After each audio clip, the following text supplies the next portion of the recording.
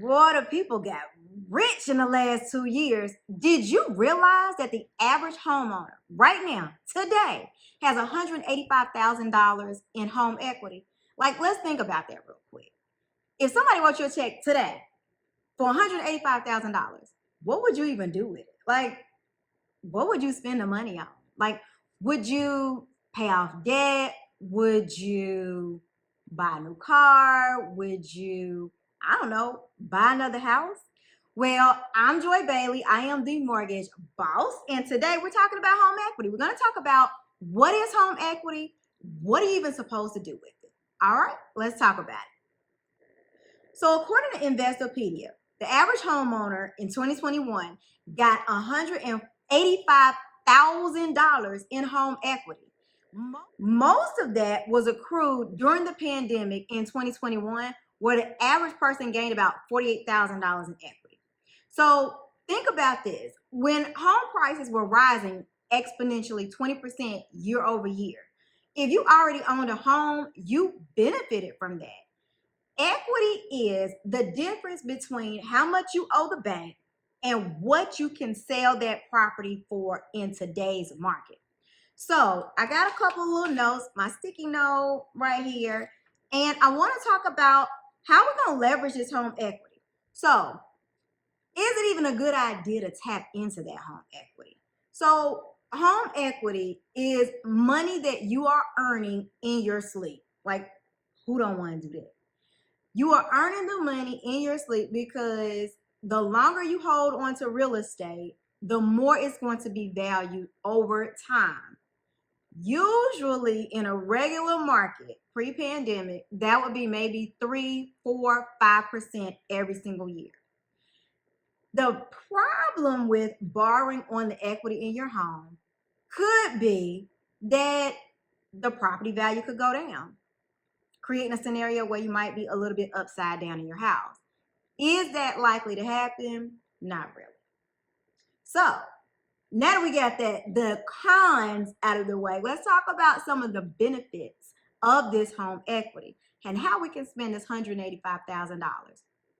So one, you can pull out the equity in your home, the difference, so $100,000, $80,000, whole $185,000, and reinvest it into something else that's going to make you money, like a business.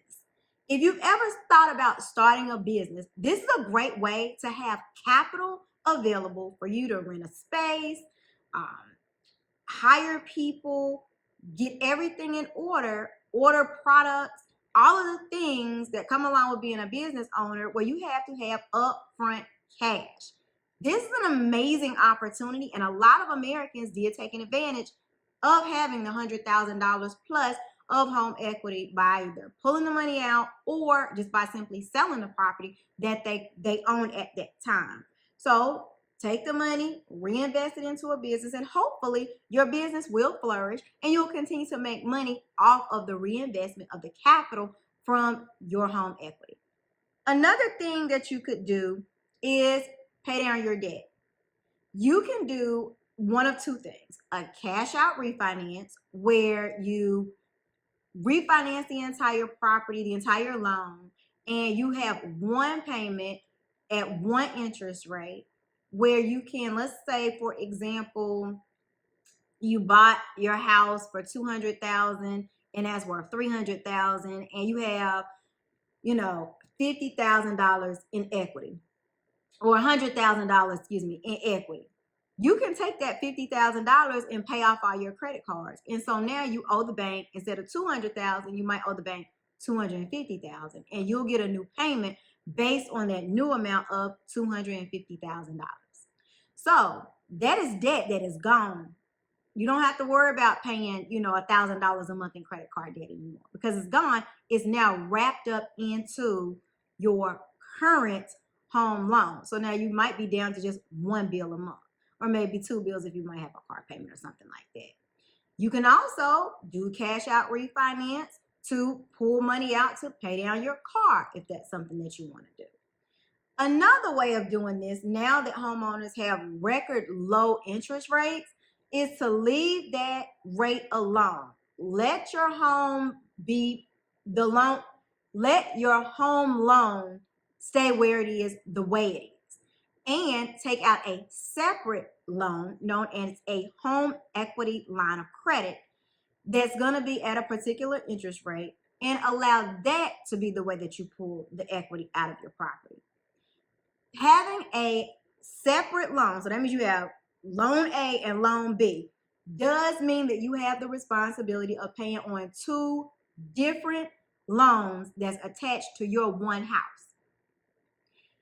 Having a lower interest rate on your equity line of credit could mean that later on down the road you decide to consolidate those two loans together, but as of now, it may be cheaper money to borrow rather than taking your current interest rate from, I don't know, I'm making this up, a 3% up to a 6.5% or 7% just to pay down debt. It's not a terrible idea if you choose option A, but depending on where you're seated in life and exactly what you need, option B of the equity line of credit might be a better solution for you. Thing number 3, an equity line of credit, which is what I just talked to you about, can be used in case of an emergency. An equity line of credit is basically when you have borrowed on money that you don't have to pay back quite yet. So if you get an equity line of credit for, let's say, $100,000, that doesn't mean that you have to run out and spend $100,000. It will be a way for you to spend a little bit at a time and make draws on that money. You might need to purchase a car, so you go use some of that $100,000 equity line of credit, purchase your car for $30,000, $40,000. At that point, you're going to pay that money back. Just the $40,000. You still have $60,000 available for you to use over the course of time if you need it. So that's a great way to have a little bit of cash available, especially when we're going into a recession that you don't necessarily have to touch. The one thing I want to make sure that I impress upon you that is very, very important, if you happen to lose your job, you cannot call the bank and say, hey, bank, I lost my job. I'd like to get that equity now. That isn't going to work. So if you have a lot of equity and you might be concerned about your future home, your future job, you may want to consider getting an equity line of credit and just letting it sit. You don't have to pay for it. You don't have to use it right away. It's just money that you will have at your disposal if necessary. The next thing is making that money work for you. If you do a cash out refinance or again, equity line of credit, either one of the two, you could take that money and now become an investor. You only need 15% down on a property to buy an investment home. So if you have $100,000 available in equity or $185,000 in equity, you can take that money and put it as a down payment on an investment property. And that property could potentially make you some money over the next 15, 20, 30 years, or however long you choose to keep that property. This is a great way to start your investment portfolio by leveraging the home that you currently live in to start purchasing other properties that you don't have to live in, that you can collect rent on for the duration of that loan. One thing to think about though, if you're going to become an investor, you have to always make sure you have a rainy day fund in the event that 1, somebody don't pay their rent on time, 2, something breaks in that house, because you are going to be responsible for making those repairs. For those of you that have kids, home equity is an amazing way to help them start their lives debt-free after graduation. You can use your equity to pay for your kids' college education. Think about that. Would that not be an amazing way to allow them to get ahead in life? Think about it like this. You could use the equity of your home. So like, let's say you have a home equity line of credit. right? Let's say you purchased your house in 2017, and so now you have this $185,000 of equity. And let's say your child is in the 9th grade. You still have 4 more years to get more equity in your property before your child goes to college. Once your kids go to college, let's say you have 2 kids and they might be around the same age. Let's say 2 kids go off to college and you still living in that house. So now we have another 4 years to live in this house. What you could do when they hit their freshman year is maybe get an equity line of credit, pay that first year of college. But remember, you're only paying back the little bit that you have borrowed on that equity line of credit, right? So let's say that first year of college is $20,000. You pay a little bit every month on that first year. Second year, now we borrowed another $20,000. So now we're repaying $40,000 back, a little bit at a time. Third year, $60,000, paying that a little bit back. And then now we are at our senior year. You have borrowed about $80,000 to put your kids through college for money that you didn't have to work for. All you did was sleep in that house and make your mortgage payment on time. And you're only paying back a little bit at a time. So you're an empty nester and kids come back home. Well, no. So kids come back home. They're adults. Maybe your kids can live at home for free while they work. Okay. So imagine them having a full-time job at ABC company, making $70,000 a year, and they're saving their money. Guess what you have now done? You have now created a vehicle for generational wealth. While you're paying back just a little bit of that $80,000 over the course of those 4, 5, 6 years, your kids are earning money. And they are going to have the opportunity to start out as a homeowner because they would have saved $40,000, $50,000, $60,000 while living at home with you. Now that you're an empty nester, guess what you can do? Cash out because you are going to sell that home. Give that debt to somebody else. You've just now put your children through college and all you paid back was maybe $10,000, $15,000 on that $80,000 debt. Home equity is an amazing thing if you can purchase a home and realize the benefit of not only putting yourself in a great position, but putting that next generation in an even better position. Well, Joy, what if I don't have kids and I don't want to buy an investment property? What if I just want to move into my dream home? Okay, great. $185,000 is an amazing start to a down payment on your dream home. You could, instead of selling your property, let's say you have a primary residence and you have this $185,000 in equity, you can pull the money out, make your current home an investment property. So now you can collect rent on that and have the money available for the down payment on your bigger, better home. It's a win-win situation. You have an investment property that you are leaving, so that is going to be income producing for you. And you pulled out some of the money or all of the money for the down payment on your dream home, making that dream home far more affordable than it could have been or would have been if you would have had to save up your own money every single paycheck, every single year to be able to make a down payment to get to that next level property. If you are like me, I like my house. I love a good renovation project. Listen, my home was a brand new home. I had my house built in 2017. And so during the pandemic, I was bored. And so I got new furniture and all kind of things. But what I ended up doing was I renovated my kitchen. I didn't use my home equity to do it, but you can. So if you live in a home and maybe a little bit older, it might be 10, 15, 20 years old, and you don't really want to move because you can't quite find a house that you really, really like, Well, use the equity that you have in your current home to do renovations. Add a sunroom, add a bedroom, make your bathroom bigger.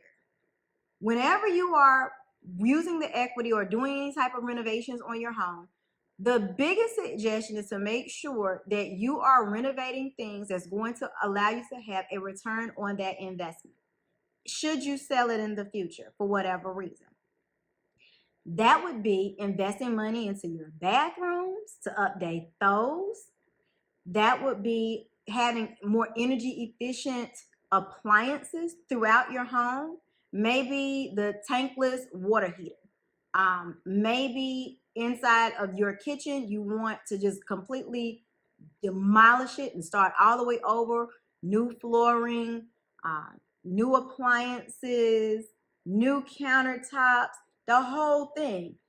It would literally be like you moved, but you didn't go anywhere. So your equity can create an opportunity for you to rebuild your house from inside out by doing home projects for money that you didn't have to save up, that you'll just pay back a little bit at a time through your mortgage payment, rather than going out, getting a credit card, 20% credit with 20% interest, and having to pay that back. That's a lot. Usually, 9 times out of 10, you're going to have a significantly lower interest rate should you do a cash out refinance, or even if you do a home equity line of credit. Lastly, and this is huge, especially with them talking about student loan forgiveness. One thing that you can do is pay down your student loan debt by doing a cash out refinance on your home. For every single scenario that I have talked about up until this point, if you do a cash out refinance, your interest rate is going to be higher than a regular refinance. The one exception to that is going to be if you choose to consolidate your student loans into your home. All you have to do is call and say, hey, I want to consolidate my student loan debt into my house payment. They will pay off all of your $60,000, $80,000, $100,000, because hey, y'all, I'm in a 100,000 plus student loan club with you. They'll pay that off, and you'll repay it in your mortgage payment over 30 years, but you're not going to live in the house for 30 years, right? So you'll repay it in your mortgage payment for however long you choose to live in this property at a regular interest rate that you would have if you just did a regular refinance. So to those of you that may have purchased a home here in 2022 while interest rates are going up, as your equity goes up and as we get farther into the recession, interest rates are very likely to come down.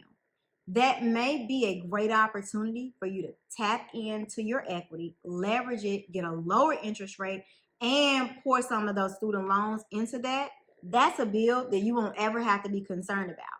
Whenever you move, most people move 5 to 7 years, every 5 to 7 years, right? 8 years, 9 years, 10 years, whatever it is. Guess what you're going to do with those student loans? You're going to pass that debt right on to the next person whenever that individual buys your home. Having equity is an amazing thing to get ahead in life if you know how to leverage your property and you know what to do with it. So these are just some of the things that I can suggest that you can do with that $185,000 of equity that you might have. If you choose to leave it where it is, great. If you choose to consolidate some of your debts, great. There's not a wrong answer in any of this. But whenever you hear somebody talking about generational wealth, this is what you should consider. These are the things that you have to think about. How do you help that next generation have a better opportunity at financial success than you had? This is a great opportunity and a great vehicle to help assist them in having a leg up on life that maybe you didn't have. If you found this information valuable, make sure that you do like, subscribe, please comment. I'd love to engage with you. I would love the opportunity to be your loan officer. There is a link down below for you to be able to click and schedule a consultation so we can talk about your scenario. I'm Joy Bailey. I'm the Mortgage Boss. Thank you for watching. Have a great day.